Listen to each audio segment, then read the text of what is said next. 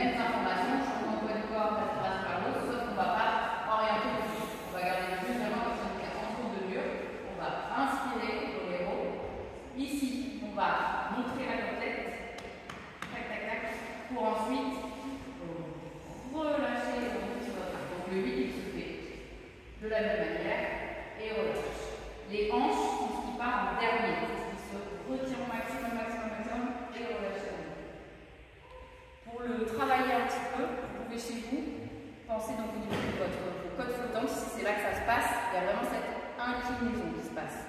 Une fois que vous avez incliné, vous voyez que ça vous montrez, je vais vous montrer mes côtes là à Pierre, sans écraser ici. On essaie de ne pas créer le bourrelet, on essaie de grandir ici. Je grandis mon axe. Une fois que vous êtes de ce côté et de ce côté, vous pouvez travailler votre isolation de la cage thoracique en relâchant, poussant. Ça, c'est si vous voulez devenir des danseurs professionnels. Il y a vraiment ça. Alors, évidemment, ça vient travailler dans le dos et dans les abdos, dans les muscles, c'est ça que vous cherchez. Donc ça, c'est quelque chose que vous pouvez faire à la maison. Inclinaison du buste, ou du petit buste, au niveau des côtes flottantes. Et si vous êtes là, vous pouvez dire, ok, je relâche, et là, je monte ma côte.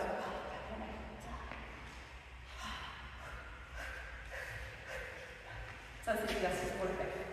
À deux. Deuxième exercice, quand même, les hanches. C'est quand même le plus difficile, je pense. Vraiment, parce que réussir à garder ici le poids au même endroit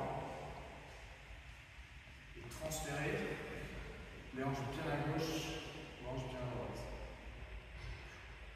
Et essayez de faire ça sans trop d'effort. Hein. Ne décidez pas l'image du crayon, ne dessinez pas crayon. Essayez un joli trait léger. Utilisez vos jambes.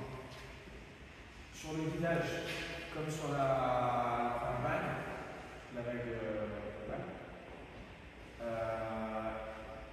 ici, mon indication elle est que sur la préparation et le lancement de la vague.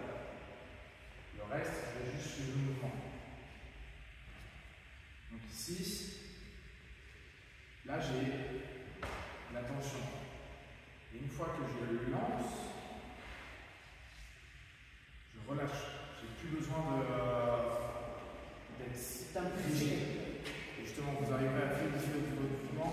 Tension. En laissant relâcher votre corps.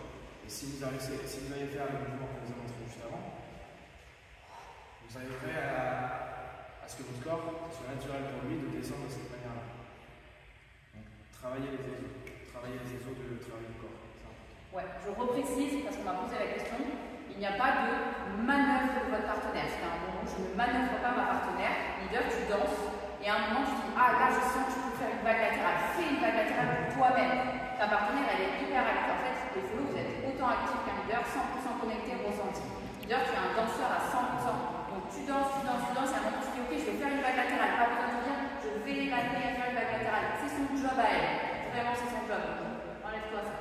Danse pour toi. En termes d'information, je peux lui guider vraiment une vague juste en guidant le début. Elle n'a pas besoin de reste. Elle n'a pas besoin de reste. Ici, elle a besoin de ça. Elle a besoin de comprendre qu'on monte, qu'on part dans le sens et après, elle se débrouille toute seule. Elle se débrouille toute seule. Moi, je vais juste venir, du coup, intervenir, si j'en ai envie, sur d'autres. Bon, en fait, changer son mouvement. Mais parce qu'il sait que je vais terminer mon 8. Et si elle ne fait pas jusqu'au bout, je n'arriverai pas à le renvoyer. Moi, mon énergie était de remonter. Hein. Je l'ai fait, vous avez vu, j'ai vu le remonter, il m'a intercepté et je suis partie. D'ailleurs, on fait le nom qu'on n'a pas besoin de faire qu'on fasse.